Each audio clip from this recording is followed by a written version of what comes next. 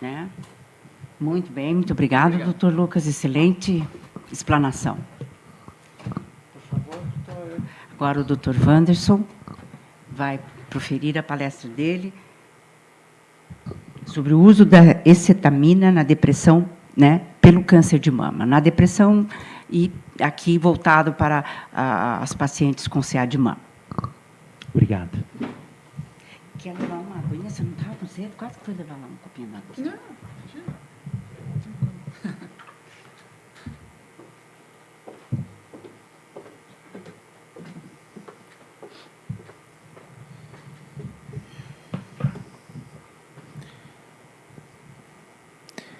primeiramente, quero agradecer, eu estou representando aqui a Câmara Técnica de Anestesiologia, agradecer aqui a nossa coordenadora, doutora Patrícia Aleteia, que é a coordenadora da Câmara Técnica de Anestesiologia, e também quero agradecer também a doutora Heloísa, que é membro também da Câmara Técnica aqui, do CRM aqui do Paraná, e de mastologia. Tá? Obrigado, doutora. O tema que foi me dado foi relacionado à depressão na paciente com câncer de mama, o uso da escetamina. Mas eu mudei um pouquinho, doutora, um tema para a gente aprofundar mais sobre tudo que acontece na paciente com câncer de mama.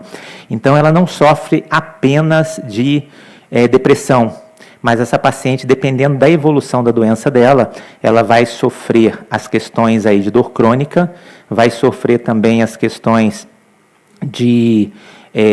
relacionado à ansiedade, traumas, metástases, e a gente vai se aprofundar mais sobre esse tema, que é a escetamina, que ela é considerada uma droga de multiação, e é o que a gente vai trazer aqui hoje.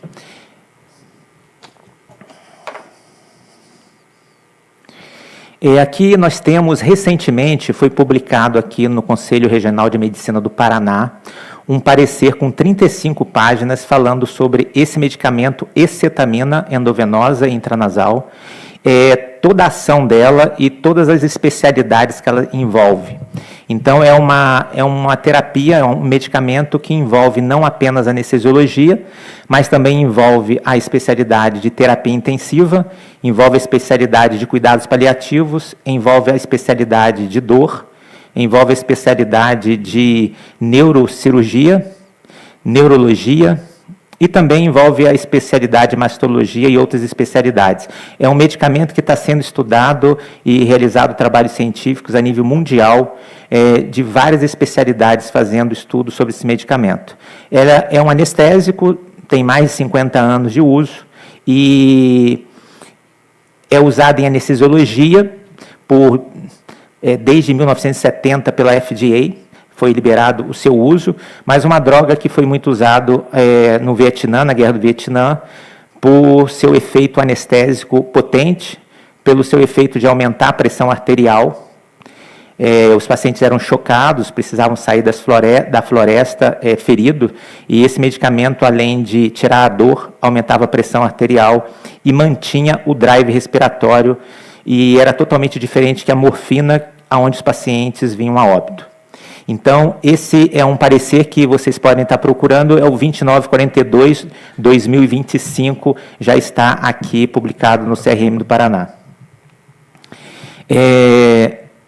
O tema que nós vamos falar hoje é terapia endovenosa com escetamina. Existe a terapia intranasal, mas o nosso foco aqui é terapia endovenosa, porque a intranasal é dedicada apenas para a questão de depressão. Saiu agora recentemente, em 2025, na revista britânica de anestesiologia, colocando a escetamina como se fosse um canivete suíço, onde ela tem múltiplas ações. Então, o trabalho fala sobre os diversos efeitos da escetamina, um faz tudo, né? Uma revisão.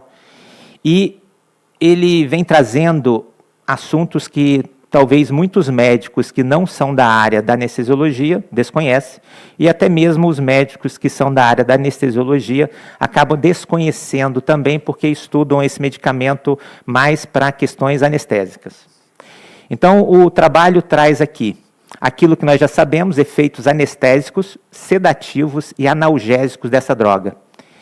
Mas ela também tem os efeitos que é relacionado à dor aguda e também na dor crônica. A gente pode estar explicando depois sobre como atua em cada local que eu vou falar aqui.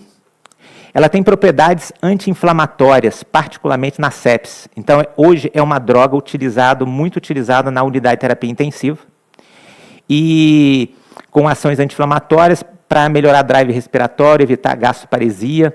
Por que eu venho falando dessa especialidade? Porque o nosso paciente com CA de mama, dependendo da gravidade, ela vai passar por todas essas etapas e, às vezes, vai usar acetamina em determinado local, não apenas na depressão, na ansiedade. Então, esse medicamento, ele tem estudos mais recentes, vem mostrando o potencial que ela tem na inibição de tumores, na redução de metástases e potencializa a quimioterapia. Ela também tem propriedades antidepressiva, antitrauma, antitranstorno de ansiedade, antissuicida. Tudo isso acaba passando pela mente da paciente com CA de mama. Ela atua também com eficiência em vícios de opioide, fentanil, morfina, aonde você trata dores como dores de metástase óssea, dores de tumor, também metástase a nível cerebral, aonde essas pacientes precisam tomar esses medicamentos e acabam ficando com vícios do medicamento, efeitos colaterais, e você precisa usar a acetamina para retirar o vício dessa paciente, dessensibilizar a ação desses opioides. Ela também tem propriedade anticonvulsivante em tumores e hemorragia cerebral. Sabemos que a paciente com CA de mama, ela pode ter geralmente quando esse câncer avança, ela tem metástase cerebral e uma das metástases que ocorre geralmente gera crise convulsiva e hoje você tem como usar a acetamina para reduzir esses focos de convulsão. Durante a palestra aqui, eu vou estar falando por que ocorre a convulsão. Também temos a modulação, isso aqui é importante, a modulação do sistema simpático, do parasimpático e do glutamatérgico, que é extravasamento e expulsão de glutamato na corrente sanguínea, tanto no sistema a nível de periférico, medular e sistema nervoso central. E o desequilíbrio do sistema simpático, o desequilíbrio do sistema parasimpático junto com o glutamatérgico é um terreno fértil para proliferação tumoral, avanço tumoral e metástase. Então, geralmente, no paciente que tem câncer, geralmente, o sistema simpático, aumentando circulação de cortisol, de noradrenalina, isso facilita a proliferação tumoral. Da mesma forma, o parasimpático, quando tem uma inibição do parasimpático, você facilita, do sistema vagal, você facilita a proliferação tumoral, crescimento tumoral, e quando você tem uma ativação desse sistema, você melhora, reduz essa complicação. E o sistema glutamatérgico alto também prolifera a questão aí do glutamato, ele prolifera a questão também tumoral, porque você hoje tem receptores a nível de células cancerígenas, receptores de glutamato, os receptores NMDA. Nós vamos estar falando mais aqui em frente. Nesse trabalho de 2025, ele deixa claro aqui a diferença entre duas moléculas que às vezes faz confusão entre a área médica, que é a E-cetamina e a S-cetamina e a R-cetamina. Uma é a destrocetamina, a S-cetamina, é a que nós usamos dentro dos hospitais, junto com os pacientes que a gente acaba tratando.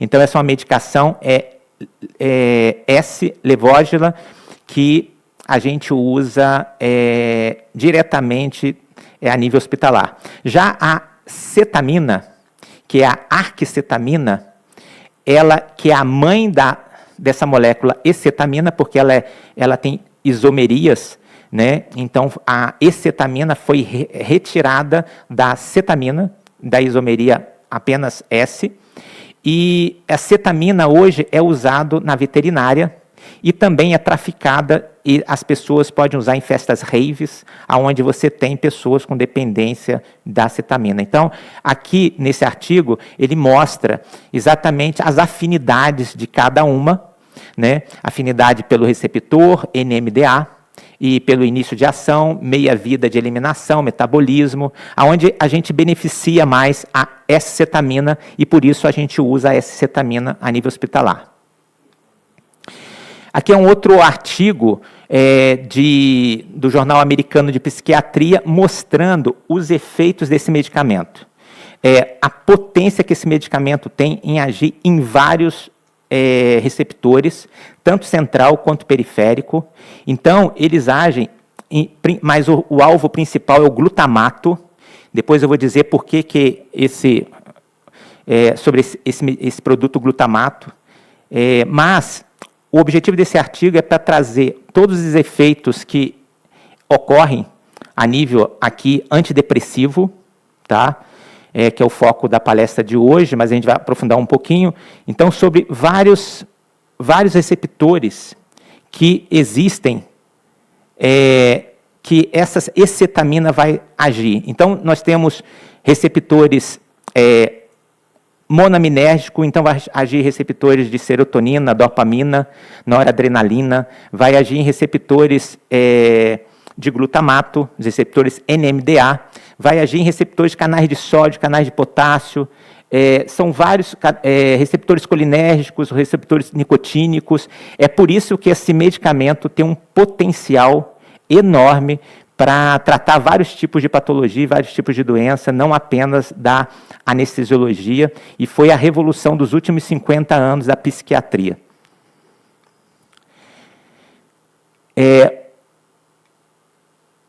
Aqui nós temos mostrando os vários locais de ligação da ketamina nos receptores NMDA.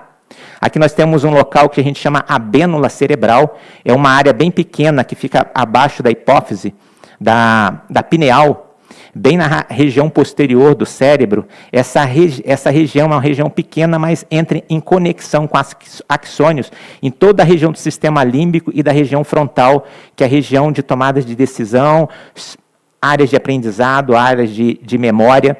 E essa abênula, quando ela está inflamada, está com excesso de glutamato, ela, que é um local onde tira o medo da morte, o medo da dor, essa abênula inflamada, com excesso de glutamato, extravasamento de glutamato, ela deixa o paciente perdendo o medo da morte, o medo da dor, tendo esse paciente com facilidade de ocorrer suicídio.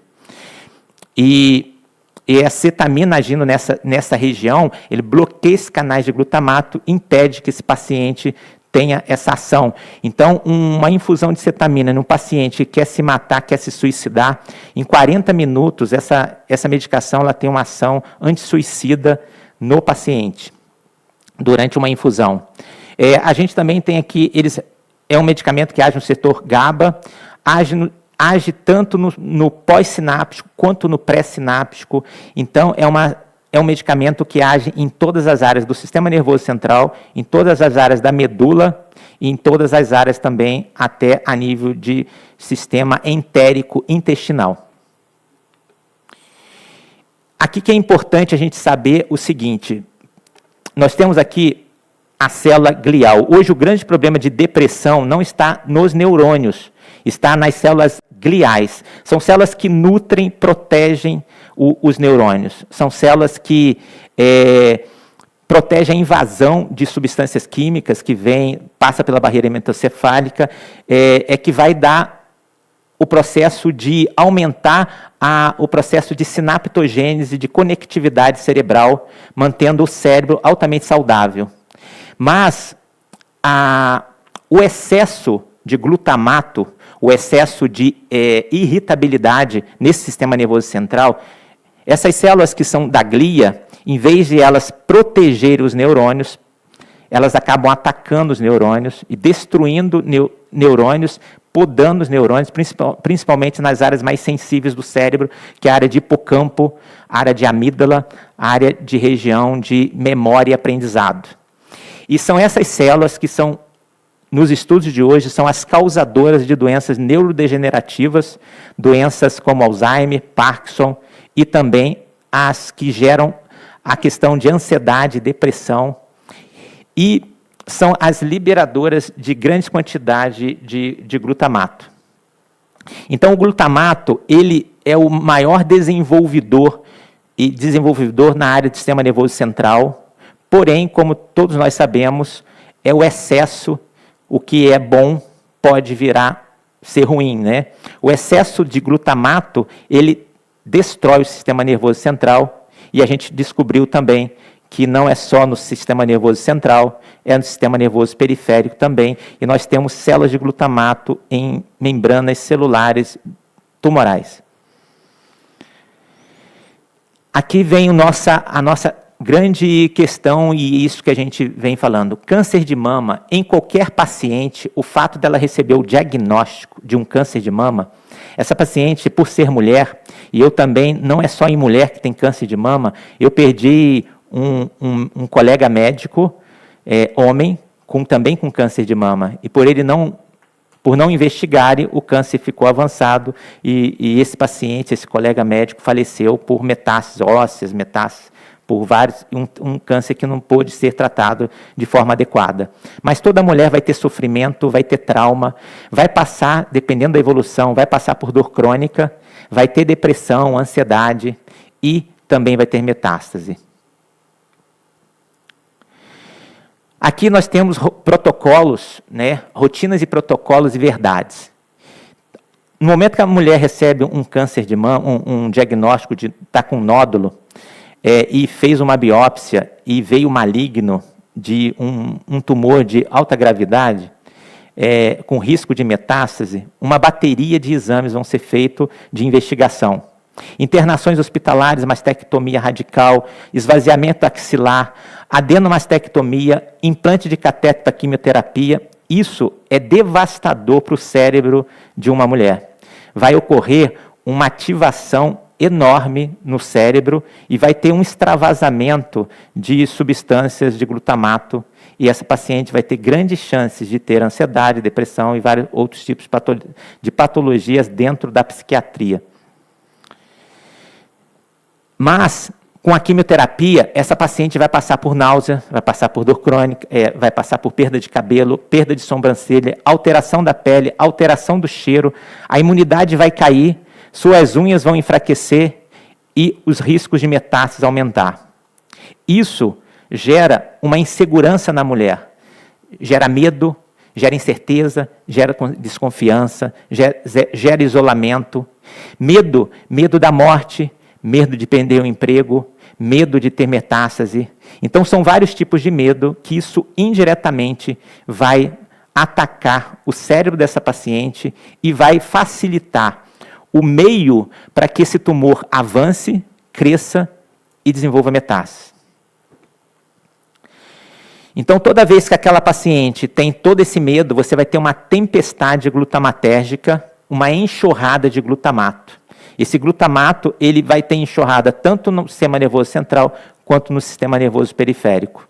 Esse glutamato, ele é um dos maiores neurotransmissores que existem, e ele tem um potencial de fazer neurogênese, sinaptogênese, mas o excesso dele faz o contrário, destrói cérebro, destrói várias regiões.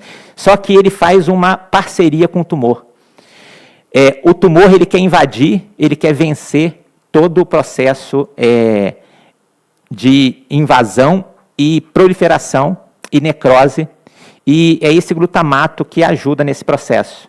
Então, ter bloqueadores de glutamato é uma das maiores estratégias terapêuticas que existem hoje e que muitos laboratórios procuraram desenvolver técnicas para que isso pudesse ocorrer, desenvolver esses medicamentos. Nós vamos estar mostrando ali na frente. Então, toda a paciente que tem extravasamento de glutamato, que vai ter dificuldade de fazer terapia tradicional com antidepressivos, Porque, às vezes, uma paciente tem um tumor de mama, precisa fazer uma quimioterapia de forma urgente. Às vezes, o tratamento antidepressivo, além de não funcionar de forma adequada hoje, que funciona apenas 25% nos pacientes com ansiedade e depressão, ele vai levar muito tempo e a pessoa ela já está ansiosa, vai passar por químio, então ela precisaria de um medicamento mais potente, mais rápido, que hoje é a escetamina que entra nesse rol de rapidez para tirar a paciente daquela situação de medo, insegurança, ansiedade e depressão. Então, essa paciente vai poder passar por síndrome do pânico, transtorno de ansiedade, estresse pós-traumático, transtorno obsessivo-compulsivo, depressão refratária, ideação suicida, autoagressão, vícios. Isso pode acontecer numa mulher que recebe um diagnóstico de câncer. Não pelo o câncer em si, mas pela ação do glutamato no cérebro desse paciente.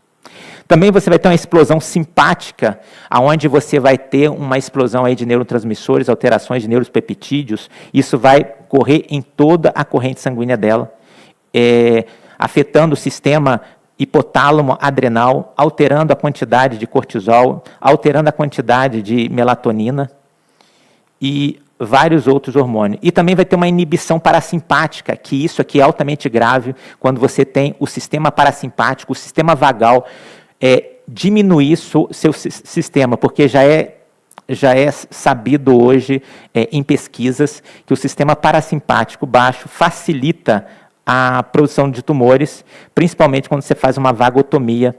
Por isso que hoje em dia não se faz vagotomia, porque antes, quando se fazia vagotomia, aumentava a proliferação de tumor e a agressividade desse tumor. Então, você vai ter, nesses pacientes também, uma diminuição da atividade vagal. Com isso, você vai ter todos esses neurotransmissores, glutamato, dopamina, glicina, noradrenalina, serotonina, histamina, epinefrina, endorfina, taurina, acetilcolina, óxido nítrico, GABA, eles vão ficar desestruturados, desordenados, e isso é altamente terreno fértil para crescimento tumoral. Esse paciente vai ter um excesso de cortisol, essa paciente vai passar a não dormir pelo excesso de substâncias que, toda vez quando você aumenta o cortisol, você tem dificuldade de dormir. Você precisa da melatonina alta, cortisol baixo. Então, esses pacientes, pelo estresse, pela insegurança, pelo medo, eles passam a ter insônia. E, às vezes, precisam tomar remédio para dormir, tomar ansiolítico, tomar vários outros medicamentos. E isso não é bom para o processo, às vezes, ou seja, facilita o processo de nutrição tumoral.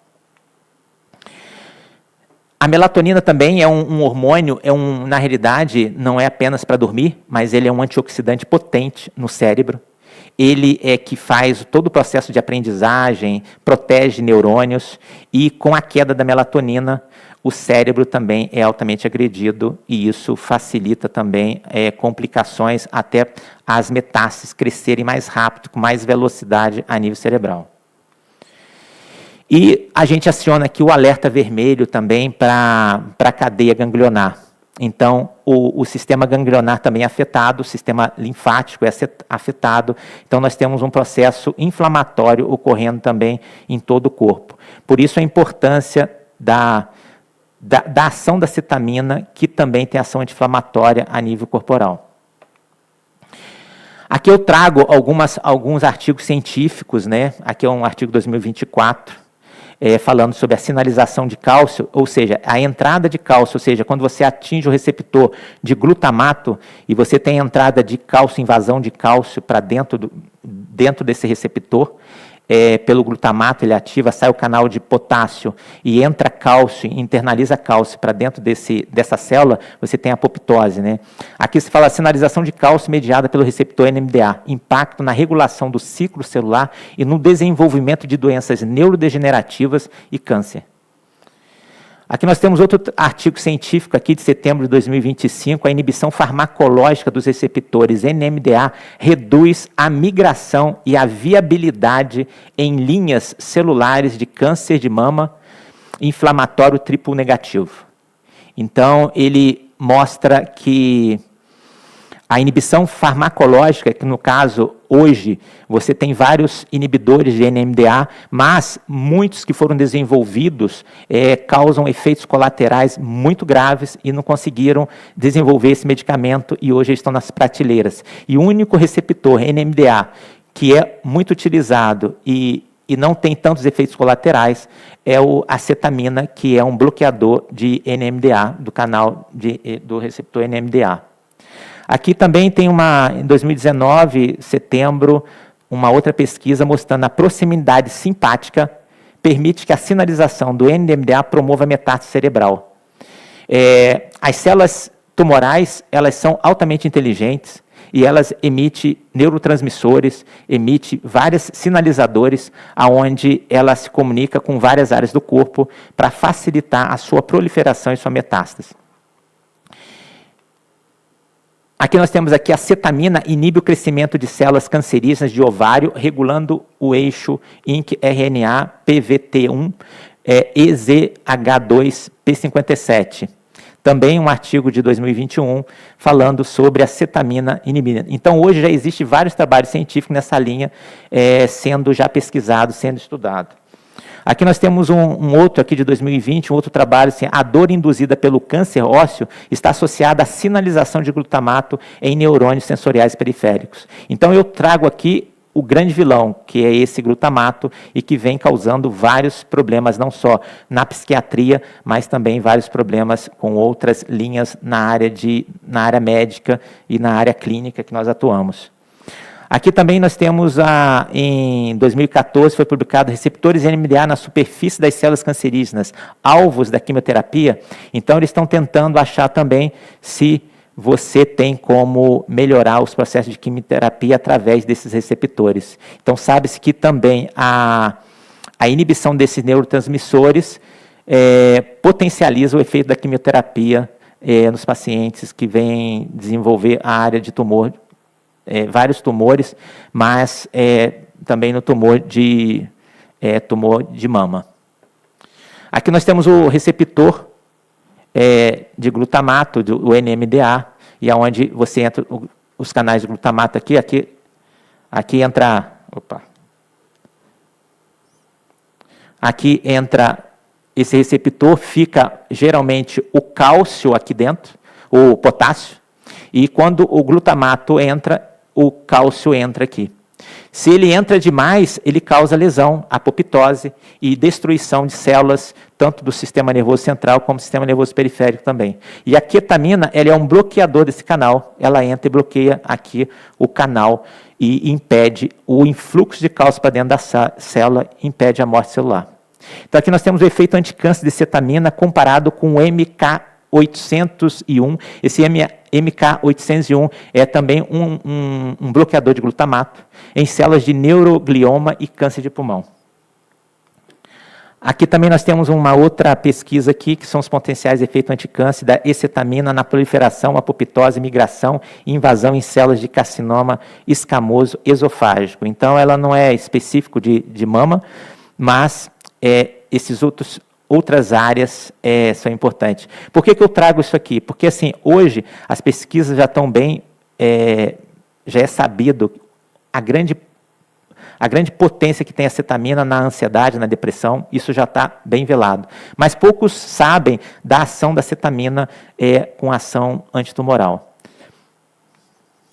Aqui nós temos célula de um outro trabalho científico de 2019, que a cetamina inibe o potencial maligno de células cancerígenas coloretais através de bloqueio do receptor NMDA. Aqui é um trabalho que foi o início de todos esses estudos, foi em 2001, foi quando eles colocaram antagonista do glutamato, ligações mortais com o câncer. Então, eles mostram que o glutamato, eles têm ligação em várias áreas do corpo, principalmente eles acabam ligando também no câncer. Aqui é o papel do nervo vago e deixo aqui finalizando a pergunta: qual o motivo de não indicar ecetamina em um paciente com CA de mama que esteja com ansiedade, depressão, dor crônica e com risco de desenvolver metástase? Muito obrigado. Obrigada, doutor Anderson.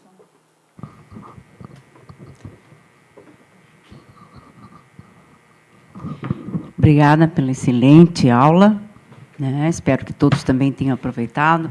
E temos visto aí que a medicina cada vez mais avança na bioquímica e nas pesquisas, e a gente pode ver que a gente tem que estar sempre atento, porque apesar de termos as nossas especialidades, existe sempre uma interação, né,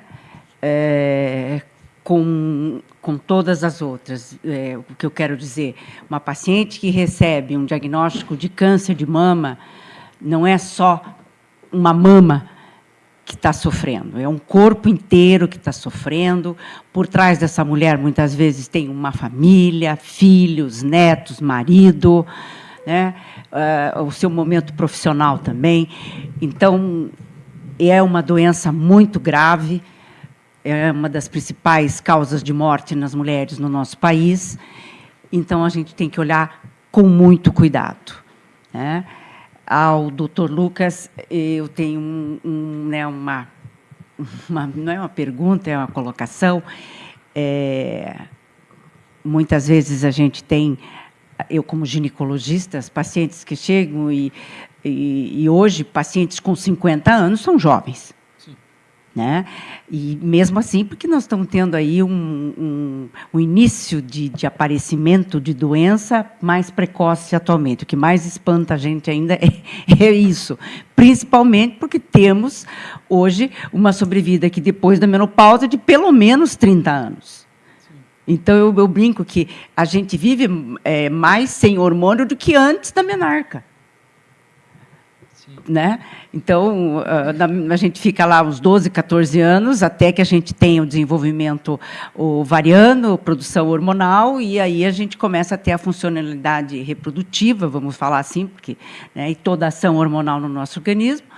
E aí, nos 50 anos, esgotam-se os folículos ovarianos e a gente tem mais 30 a 40 anos para viver sem hormônio, né? E se isso fosse assim, tranquilo, mas ele é cheio de sintomas. E vejo que a gravidade do uso, né, não digo a gravidade, a seriedade de você indicar uma terapia hormonal. Eu sou da época que falava-se início reposição hormonal, depois veio a discussão que não é repor, porque a gente nunca põe a mesma quantidade de que a gente produziria antes, então é uma terapia hormonal. Né? Para as mulheres que têm útero, tem que ser combinado por causa do endométrio, a possibilidade do desequilíbrio endometrial, uma proliferação e um possível câncer de endométrio. E a progesterona não é boazinha com a mama. Então, para o ginecologista, é uma saia justa. Porque, sem dúvida. Né? E gostaria que você colocasse, pontuasse para nós, né? Você falou o quanto mais precoce possível da instalação da menopausa usar, né? E o que você pensa disso tudo, a nossa dificuldade enquanto ginecologistas de quando parar isso? Porque quando você fala de parar o hormônio, a paciente arrepia os cabelos e diz, eu vou ficar sem cabelo, eu vou ficar sem dormir. É um desafio. Então, eu deixo para você falar um pouco do seu lado, que é bastante importante. Sim, é um desafio. A síndrome climatérica não deve ser tratada apenas com hormônio. Isso acho que é a primeira observação.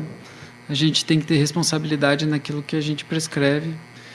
Da mesma forma, eu acho que assim, é um paralelo interessante. A gente não deixou de prescrever anti-inflamatórios porque nós observamos que o anti-inflamatório faz úlcera péptica. O que aconteceu foi que a gente passou a prescrever com mais responsabilidade. E foi o que aconteceu com a terapia hormonal após o WHI. A gente não se parou de tratar síndrome climatérica com terapia hormonal, mas se passou a tratar com mais responsabilidade.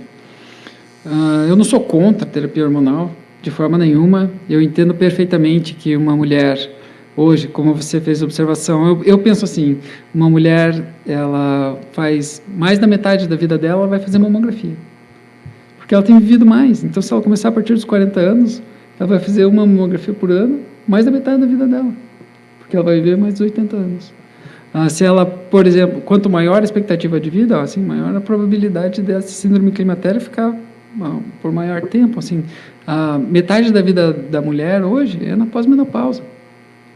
Então, a gente tem que entender que, bom, a terapia de reposição hormonal, a terapia hormonal, ela ajuda a introdução dessa vida pós-menopausa, mas ela não vai poder usar a terapia hormonal por 50 anos. Isso era o que se fazia antes do WHI, por exemplo. Então, o WHI realmente veio trazendo essa responsabilidade. Nós devemos fazer a terapia hormonal, iniciar a terapia hormonal na janela ideal. Porque nós somos mais assertivos, o controle dos sintomas é melhor. Outro, porque após a necessidade da retirada da medicação, a gente consegue tirar de forma gradual, e essa gradualidade é mais aceita naquela paciente que começou antes dos 50 anos, por exemplo. Então, esses são pontos importantes. O aumento da ocorrência de câncer de mama em pacientes com terapia hormonal, ela não é acumulativa. Então, isso é um fato bem importante. Se a gente usar ela por um período adequado, por 5 anos, existe vamos dizer assim, existe uma redução desse risco que a gente aumentou conforme o tempo passa. Então, quanto mais jovem ela é, menor a ocorrência naquela faixa etária, né? É um desafio. Realmente, o tratamento da síndrome climatérica é um desafio. Quando há necessidade de retirar a terapia hormonal, assim, ela está se aproximando do 5º ano, a gente pode pensar em outras estratégias não hormonais para tratar aquele sintoma, se é um sintoma específico. Por exemplo, ela tem um síndrome geniturinária, ela eventualmente pode utilizar um hidratante vaginal em vez de usar terapia hormonal. Ela tem ondas de calor, será que a gente não pode utilizar outras medicações que ajudam na ondas de calor ao invés da terapia hormonal? E se não for possível, não é possível, a paciente ela fala, não, a qualidade de vida está muito ruim, eu não consigo ficar sem hormônio, tudo bem, a gente senta com ela e tem uma conversa madura falando, nós podemos manter essa terapia hormonal, mas os seus riscos são esses. A partir do 5º ano, a sua ocorrência de câncer de mama é superior a 1,24. Então, assim, não é que você proíbe ela, amarra ela, não vai usar hormônio de jeito nenhum, mas você tem que passar a realidade para ela. Você tem que falar, tudo bem, então, se você vai usar, os seus riscos são esses aqui. Ok, obrigada. E eu sempre falo que uma das coisas que acontece muito, né, é a diminuição do metabolismo, o aumento de peso, que é ruim também para o câncer de mama. Sim. Porque tudo que se acumula em gordura não é bom. Não tem nada que preste nesse lado que fica sobrando aí, né? Que eu acho que na natureza não era para ninguém estar acima do peso. Eu costumo dizer, né, que na natureza, a gente não vê animal obeso. Uhum. O leão mata a sua caça, enquanto ele fica saciado com aquela quantidade de proteína lá que ele ingeriu e tal, ele não vai, pode passar um monte de outros bichinhos ali, ele não vai, né, comer de novo, porque ele está saciado. E nós, seres humanos, né, comer uma fatia do bolo, não o bolo inteiro. Então, é uma coisa do ser humano, né, que veio vindo com o conforto, com as facilidades. Então, você hoje entra numa panificadora, você pode comprar de uma fatia a um bolo inteiro, de um salgado a uma dúzia de salgado. Então, o esforço, como era antes, de ter que fazer e tal, e a coisa, acabou. E a gente tem as facilidades. O peso é uma das grandes coisas que eu acho que também é ruim para o câncer de mama, por conta da conversão da aromatase, né? Sem dúvida. Então, e além de ser para outras patologias também na mulher, não só a questão do câncer de mama, né? Então, como conduzir essa paciente, né? O exercício físico vai ter que estar sempre presente na vida dessa mulher. É uma das coisas que eu também falo no sentido de não só questão do peso, a gente acaba apelando para a questão da estética para ela, você precisa, né? Mas na realidade o exercício físico promove aí uma descarga de coisa muito boa, né?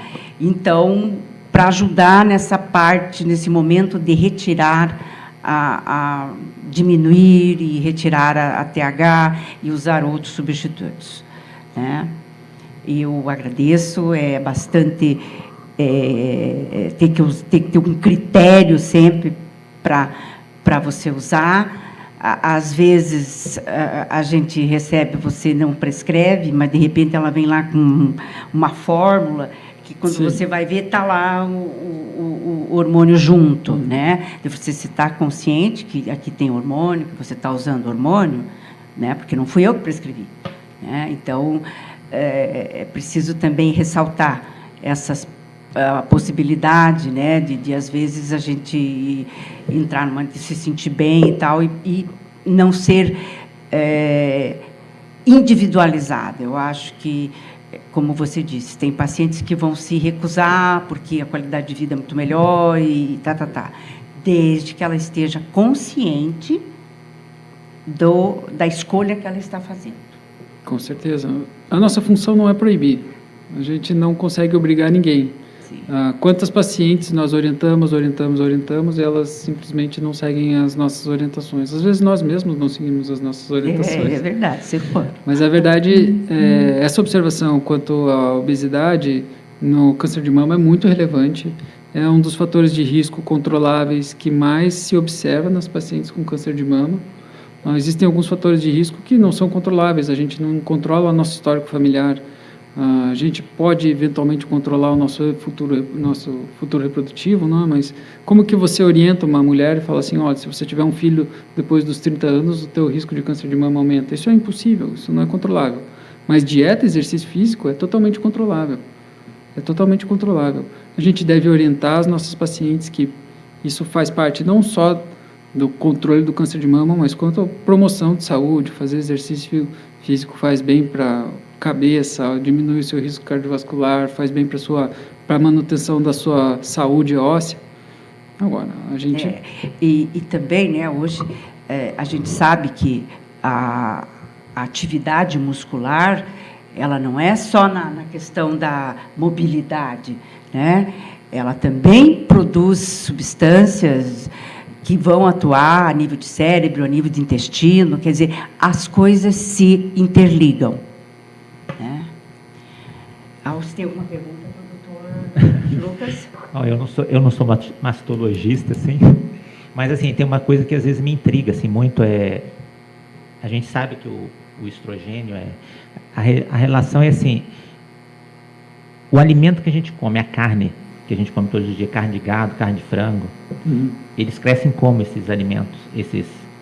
Quero saber se na carne, que a gente come todo dia, se o excesso de soja, que a gente come todo dia, bisfenol, plástico, que mimetiza, ativa hormônio de estrogênio, se isso afeta a questão de aumento aí de tumor de mama.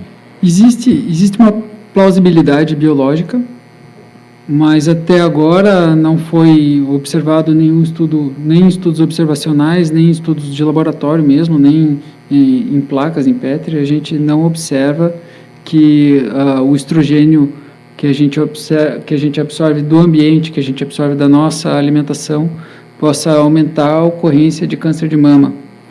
Microplástico também é um assunto muito em alta, eu acho que veio muito forte nos últimos 2-3 anos, o assunto de microplástico, mas também não existe uma relação causal direta, não existe uma prova que a absorção do microplástico na alimentação ou no ambiente aumente a ocorrência de câncer de mama.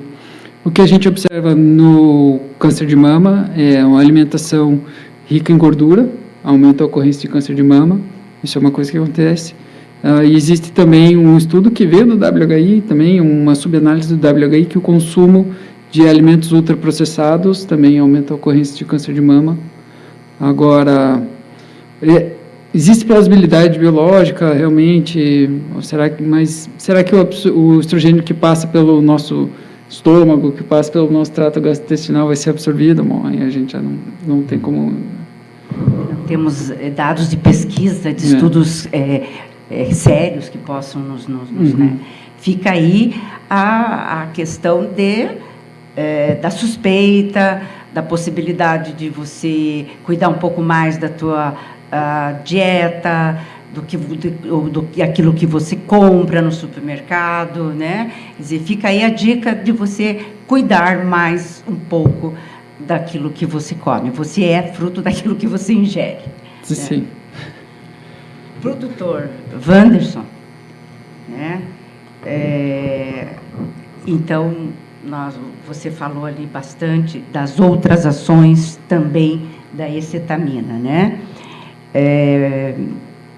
Da ação anti-inflamatória, não só da ação antidepressiva, mas na dor crônica. Então, ela vem, é uma nova possibilidade e uma boa possibilidade, porque ela teria essas ações como anti-inflamatórias, antitumorais, no uso de uma paciente que possa se beneficiar, né, com a ação do antidepressivo eficaz e que também a ajude, potencialize o seu tratamento, a sua quimioterapia, né, contra o CA de mama, né? Você pode falar um pouquinho disso?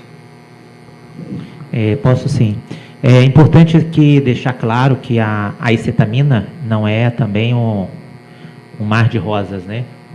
Tem a questão aí da dependência química, então tem que ser tem que existir um protocolo, tem que existir a quantidade X de usar, eu digo pacientes, principalmente que hoje tem indicação, paciente de ansiedade, depressão, então aquela paciente que ela já tem ansiedade, já tem depressão, já toma medicamento e de repente recebe um diagnóstico, essa paciente pode complicar ainda mais o quadro psiquiátrico dela, ficar mais ansiosa, mais depressiva e às vezes até tentar um suicídio.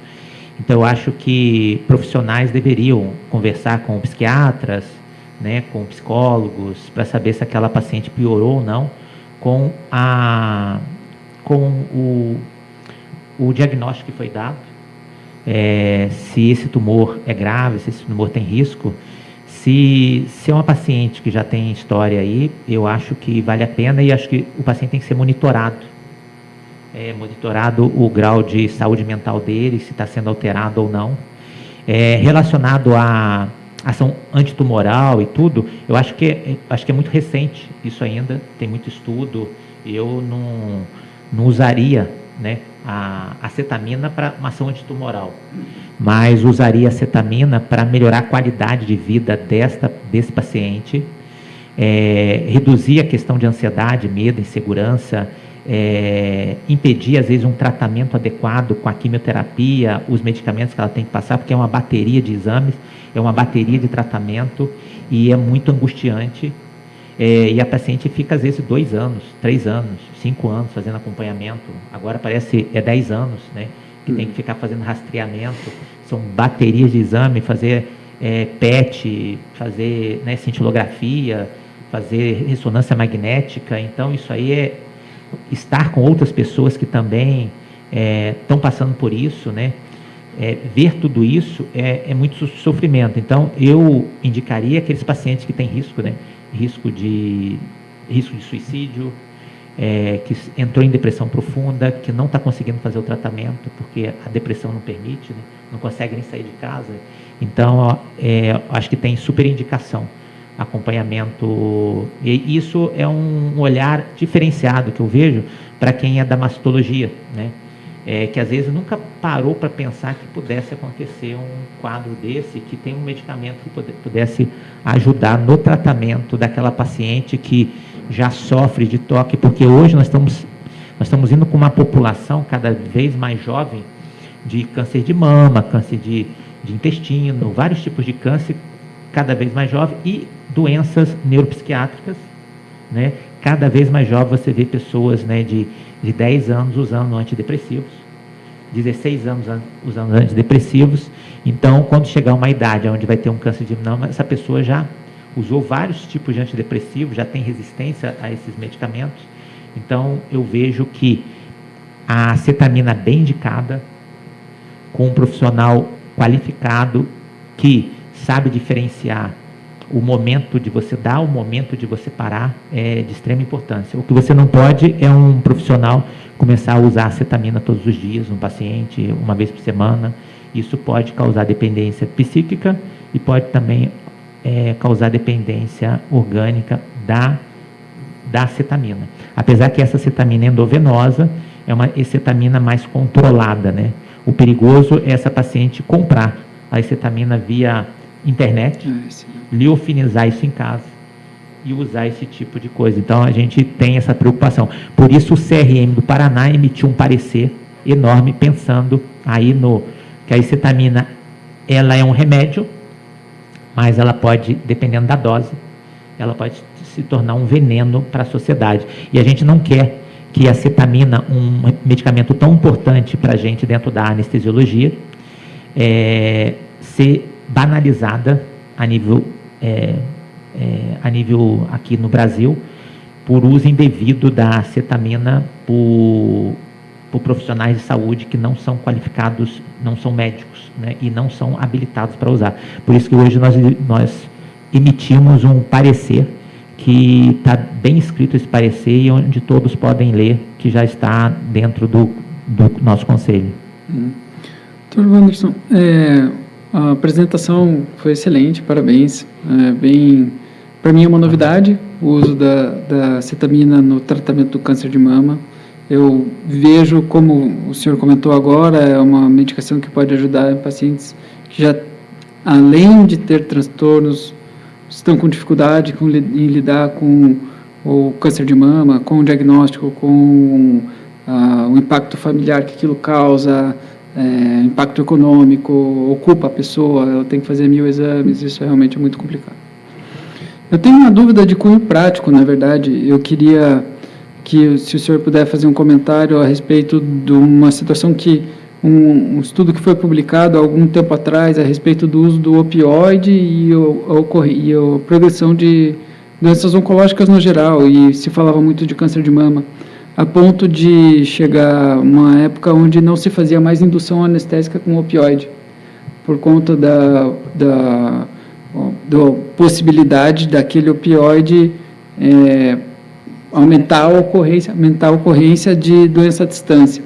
É verdade que o tempo passou e isso acabou meio que caindo por terra, mas eu queria que, se o senhor pudesse fazer um comentário, se a ketamina, ela é uma medicação, a acetamina, ela é uma medicação que poderia substituir o opioide nesse cenário, e se ela é uma alternativa para paciente com dor crônica ou não.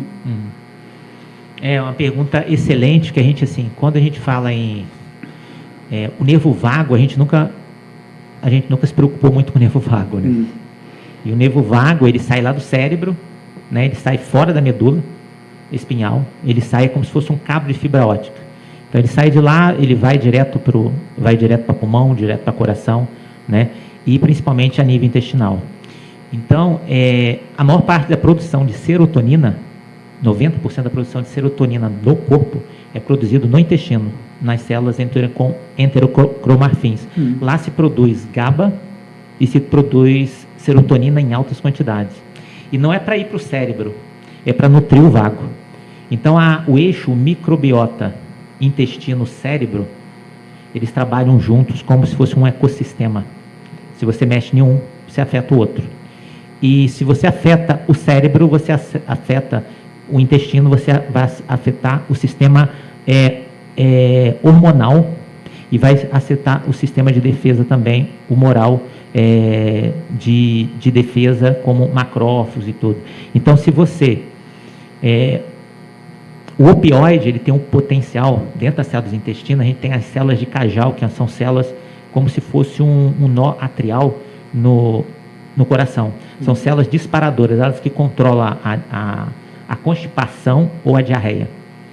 Então, uma pessoa que está ansiosa, depressiva, ela pode ficar constipada ou ela pode ficar diarreica, dependendo do disparo dessas células de Cajal dentro das células do sistema nervoso entérico do intestino, que é onde aquela que contrai a parte muscular e aquela que trabalha a parte muscular externa, que é responsável por identificar substâncias estranhas que estão entrando.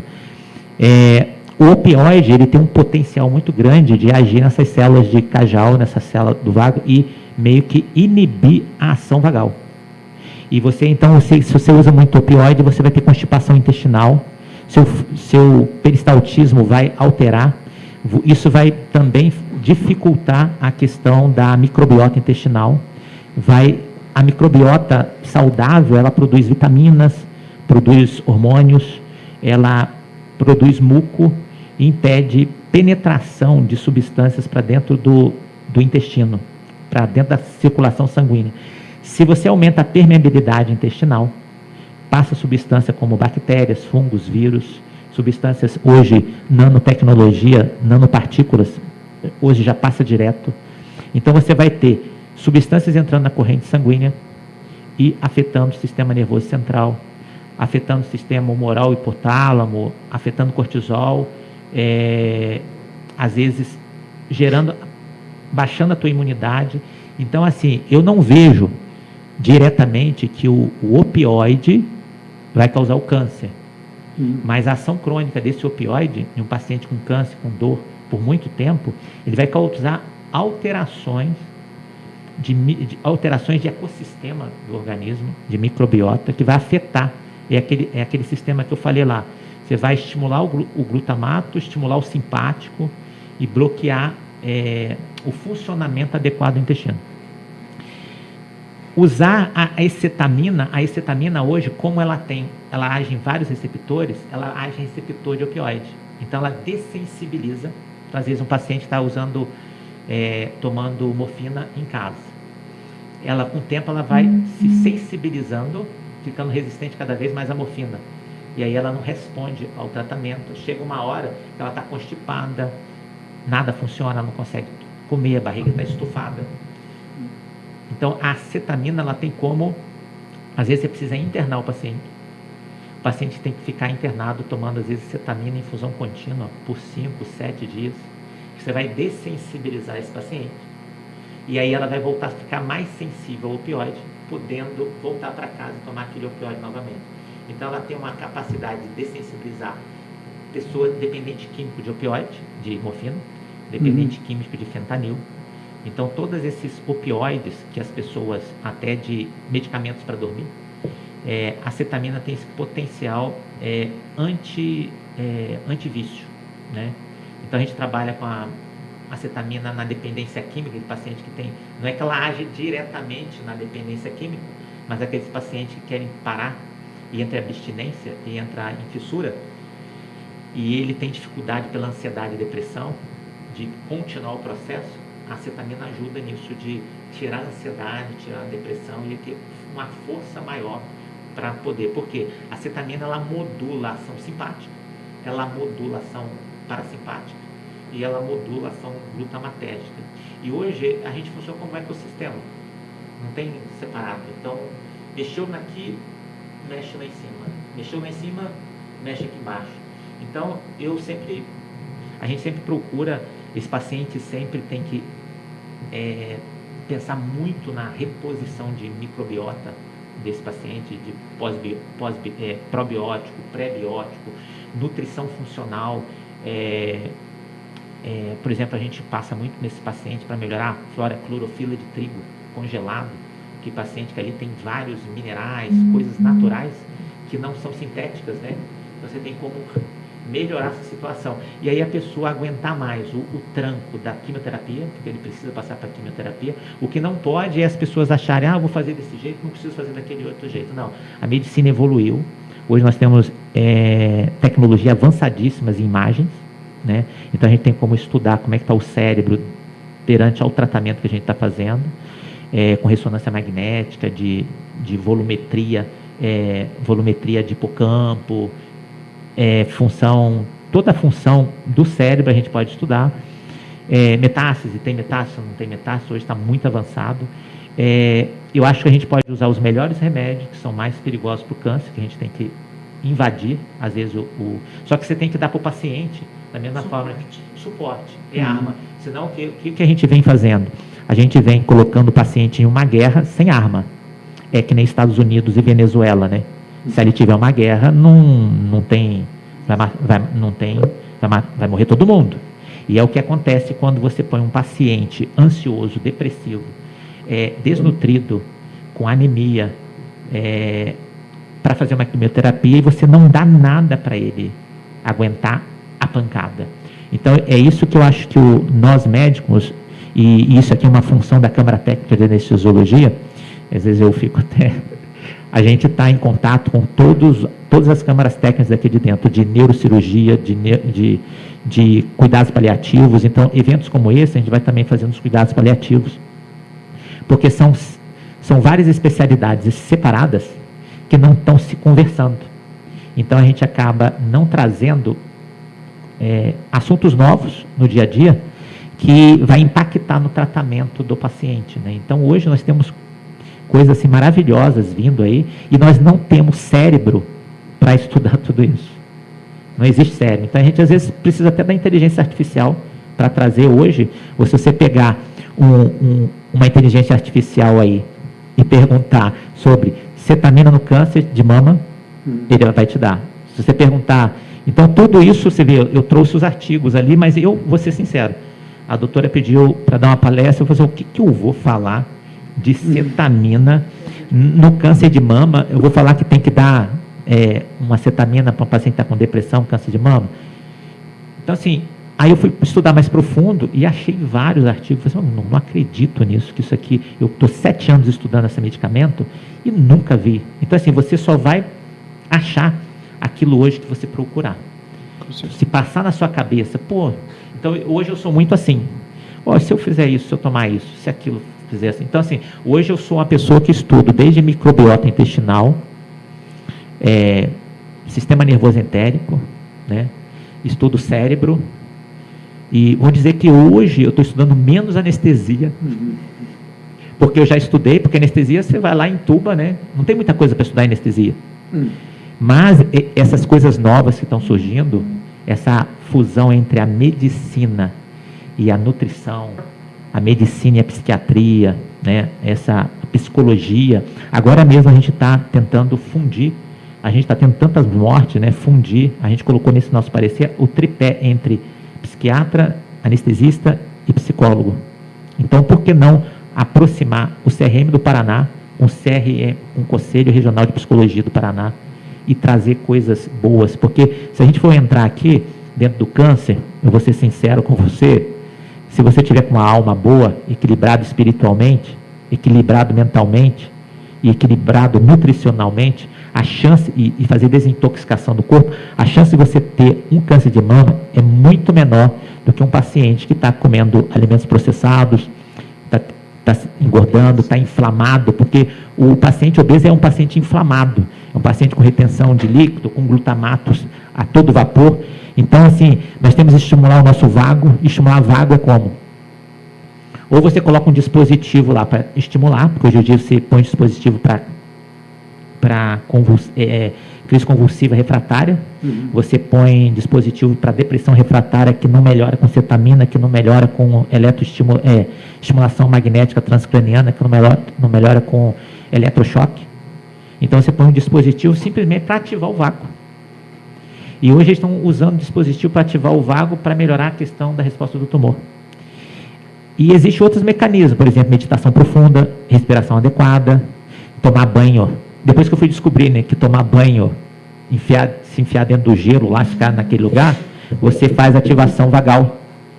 Então você ativa o sistema vagal e isso melhora a mente da pessoa. Então, assim, são coisas que a gente vai lendo e vai aprendendo. E hoje tem inteligência artificial que fala assim, me diga aquilo que eu não te perguntei. Me diga, né? E porque daqui a um bocadinho vai vir a tecnologia quântica, né? Computadores quânticos, que o cérebro humano não acompanha essas tecnologias, né? Então tem muita coisa boa hoje. Acho que a grande sacada hoje é as especialidades se unirem e falarem coisas que de repente são trocas. com certeza. E o nosso CRM aqui do Paraná, a intenção, já conversei com o doutor Castellano, é a gente fazer essa interação. Com certeza. Eu acho que, às vezes, quando a gente fica no consultório e vem uma paciente e você tem que encaminhar para um ortopedista, ou para um mastologista, ou para um psiquiatra, uma coisa, falta a gente ter o tempo da gente poder conversar, né, e dizer, olha, eu estou fazendo isso, mas a paciente veio assim, assado. Eu não sei o que ela vai te falar aí, mas aqui está assim, mudei isso. Ou você mandar uma cartinha para o colega, dizer, olha, a paciente está usando, por exemplo, eu já mandei várias vezes, paciente em uso há algum tempo de tal antidepressivo, veio com queixa hoje de diminuição importante de libido, assim, assado, existe possibilidade de troca nesse antidepressivo ou não, gostaria de saber a sua opinião, o que a gente pode fazer por ela, né? Então, se a gente não se conversar... E a gente até vê, os antipsicóticos são os que mais alteram o metabolismo, da obesidade severa nos pacientes. Os pacientes começam a tomar da constipação severa. Então, assim, eu não sei nem se tem algum estudo que diz se certos tipos de antipsicótico que usam na psiquiatria não pode causar, por exemplo, câncer. Então, são coisas que a gente tem que... Às vezes já tem pesquisa, mas a gente não tem tempo para ver tudo. Não dá. Né? Mas se você altera o metabolismo, a gente pega muitos pacientes com obesidade severa, alteração até de metabolismo do fígado, simplesmente por causa de medicamento psicotrópico. Né? O próprio lítio, né, pode causar problemas de tireoide simplesmente por alteração. Né? Então, eu comecei a ver isso depois que eu comecei a estudar essa questão de cetamina, lidar muito com os psiquiatras, esses pacientes chegarem, né? Então, às vezes, dependendo do medicamento que você usa, dá para o paciente, o paciente ganha 20 quilos, simplesmente tomando aquele medicamento. Né? Então, também, né, arruma uma coisa, desarruma outra, né? Tudo é o equilíbrio. Né? E outra coisa, a acetamina também é uma droga que tem que ser, uso super. dela, né? Super. Extremamente controlado, até para não levar a dependência, efeitos colaterais de você usar em grande quantidade. Quer dizer, eu acho que é uma droga que precisa de um certo... controle especial. Acho que tem que ser em hospital ou uma clínica de infusão que tenha suporte para algum efeito colateral. Não é uma coisa que deva ser banalizada, né? Faz arritmia cardíaca, pode fazer, dependendo do paciente, ela pode desencadear uma hemorragia cerebral, uma ruptura de aneurisma.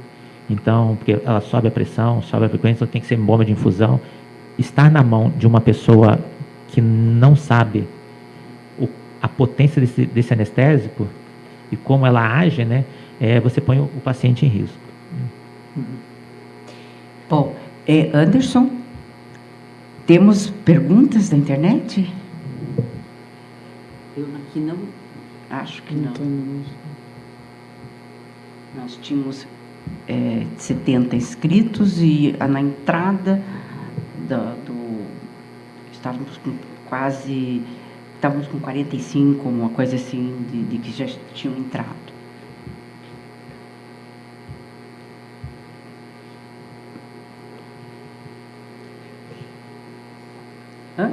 Não aparece aqui.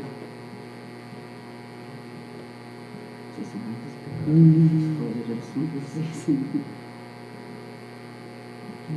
sei se aparece aqui.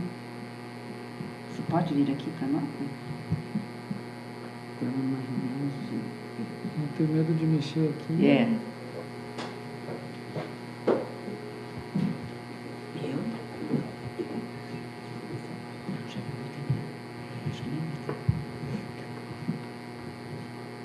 uma pergunta, sabe? O que é? Não sabe? Porque não estava aqui, ele está tentando.